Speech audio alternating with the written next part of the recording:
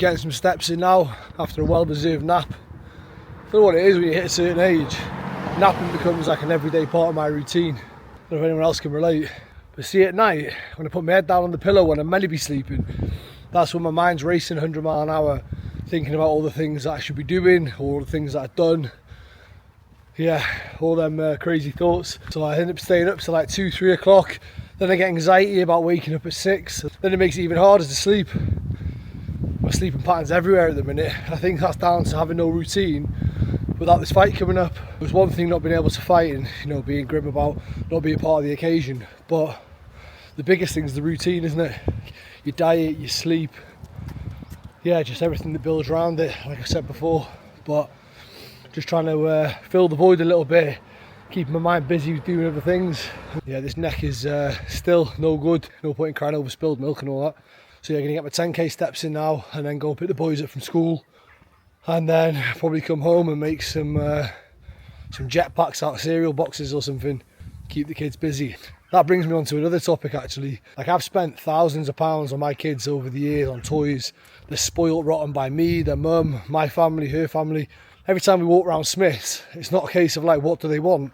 It's a case of like, what haven't they got? But one thing I've noticed recently is they get as much enjoyment out of drawing on cardboard and making bloody masks and jetpacks out of cereal boxes than spending for these 60 quid on a Lego set from Smith's. It's not about what you've got or how much money you've got, it's about making enjoyment out of the small things. So we used to go out with the kids and spend like 30 quid getting them into soft play, another 40 quid on food and drinks for everybody, taking them to Smith's, get them a toy each, 30, 40 quid each. Then, you know, before you know it, even one weekend, just taking the kids out a couple of days, cost you 200 quid. And that's not even including if you're going to do something good, like take them to the zoo or take them to an activity park. Prices of everything in the UK is just shocking, like, even to just do basic stuff with your children. I mean, it didn't help myself having 3 kids, granted, but still, it's just expensive, isn't it? And yeah, I don't really want to get into politics and all that because A, I don't know enough about it, and B, I don't think it matters who's in the seat. Letting all these people in, all these illegal immigrants, we don't know who they are, what they're doing. You know, we're quite sheltered here in North Wales, thank God, but I don't think it's going to be too long before it starts spreading down here. But when you see what's going on in the cities, it's scary. Not necessarily for us, for our kids growing up in this country. Everyone used to get on my case about what's so appealing about moving to Thailand, or, you know, why did you spend so much time out of the UK? Because it's shit. Facts. Like, if you're really, really happy in the UK, like, good for you. But for me personally, like, I prefer to be somewhere else. I can't because I've got children here and my career and stuff like that. It wasn't for my kids. And if I had other work options outside of boxing, I wouldn't be in this country. When you see the news and see all these articles and all the social media posts about what's going on here, the way I see it is this country is just going to the dogs. And you can't say anything these days. I probably get hate for saying stuff like this on this camera. But at the end of the day, the proof's in the pudding, isn't it? What's going on is not right. It doesn't take a genius to look at Keir Starmer and just think he's an absolute bellend. Like I said, we're quite sheltered over here, but you know, if I was walking down the street or I was walking past my school and there was a load of illegal immigrants, I didn't know who they were, around my children, then yeah, it'd be a scary place, and I should have every single right to express my feelings. But unfortunately in the UK, you're not allowed to do that anymore. Everyone's got problems everywhere, but it's just bananas, isn't it? That's my piece on that anyway. I'm not going to say too much more. But yeah, let's go and pick the kids up from school now and try and keep them occupied for a couple of hours, and then hopefully get down to the gym later.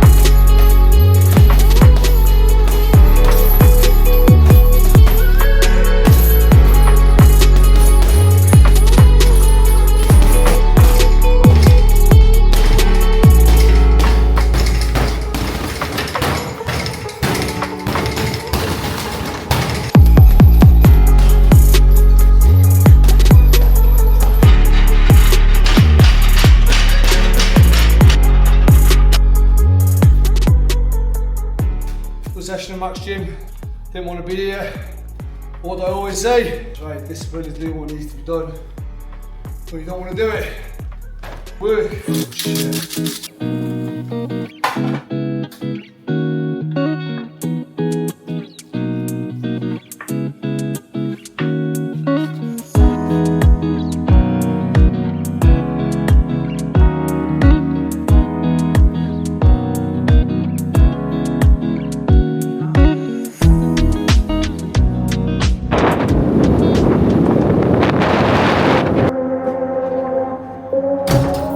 RDMS.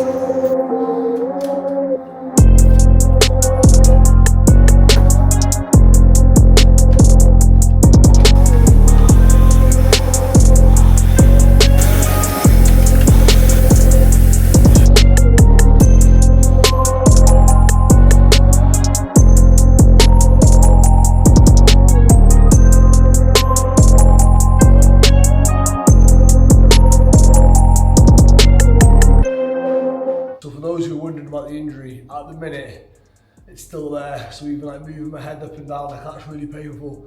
Shooting pains down my back, side to side not too bad, but I've got a constant cramp in my shoulder and my back.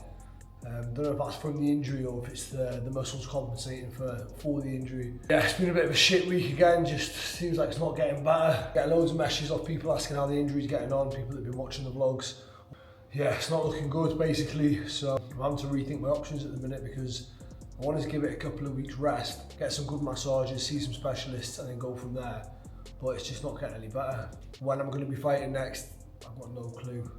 Yeah, just praying for better days, man. It's tough, isn't it? It's one of the things, like I thought it was going to be a little quick fix.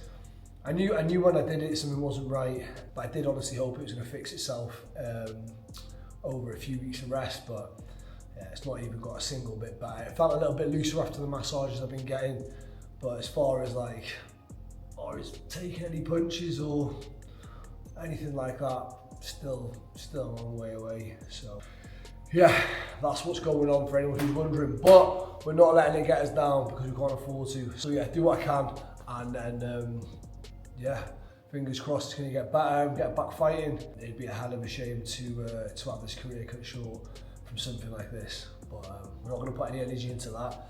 We're going to just keep focusing on the bigger plan. It's going to give me an opportunity to work on the things that I was neglecting, or like, for example, recovery, getting good with the foams, getting good with the stretching, and yeah, just working around some different things. So yeah, try not to look at an injury like the be all and end all. Look at it as an opportunity to improve on the other things that you wouldn't have done if you weren't injured. So that's where we're at anyway.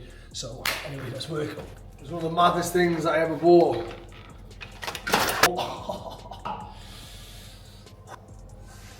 It's called the Iron Neck. I seen it on Joe Rogan podcast. He was talking about it, and basically you wear it like a hat. It's a bit of a mad piece of equipment. There's like a little pump thing on the top. You pump it up so it's tight to your head. And check out. And you can use the resistance on it.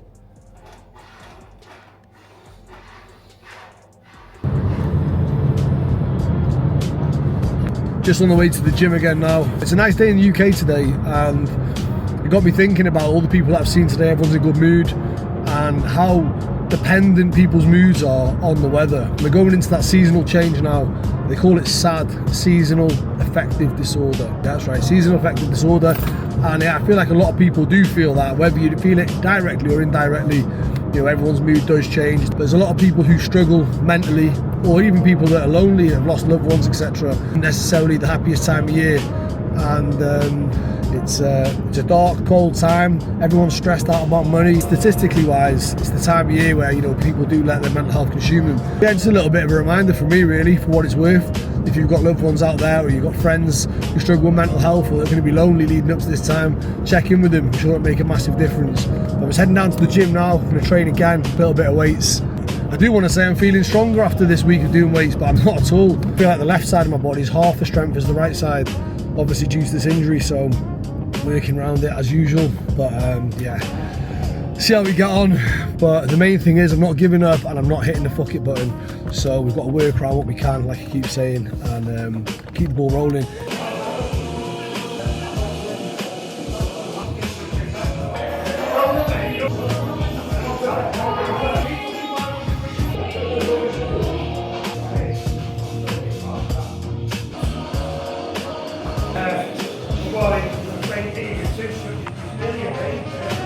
Back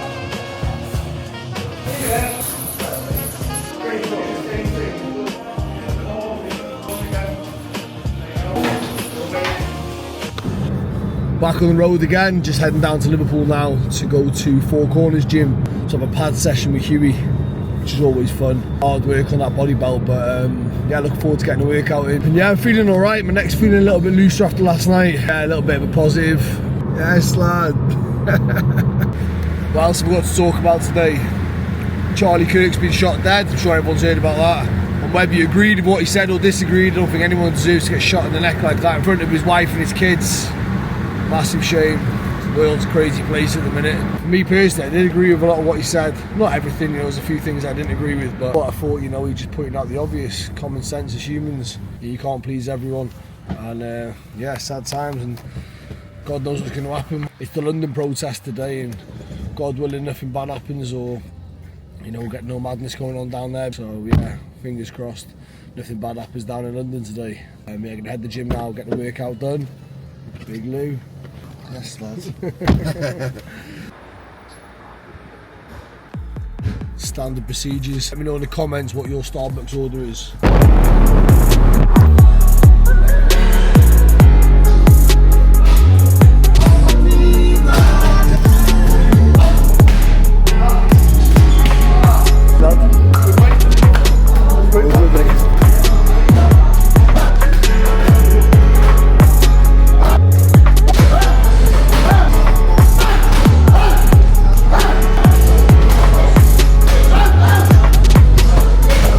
Down here now in Four Corners, mega gym, like quality boxing world champions train here, Callum Smith, Jack Catterall, yeah, loads of good lads here, and obviously lads on my promotion, James Hennigan, Sean O'Brien, Ethan Brown, so yeah, gym's full of talent, yeah, it's hard work training with Huey, check this out.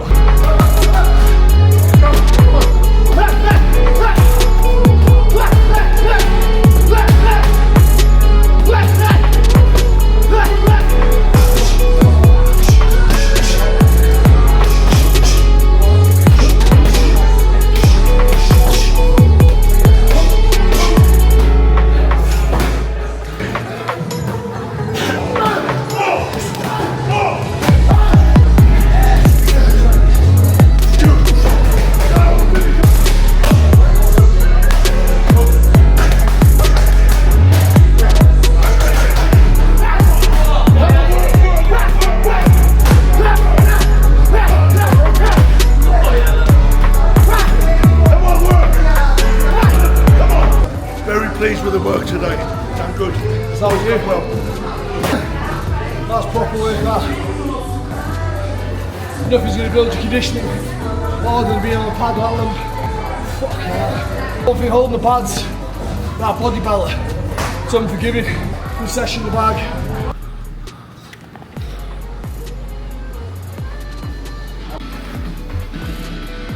Good session, lad. Yes, yes.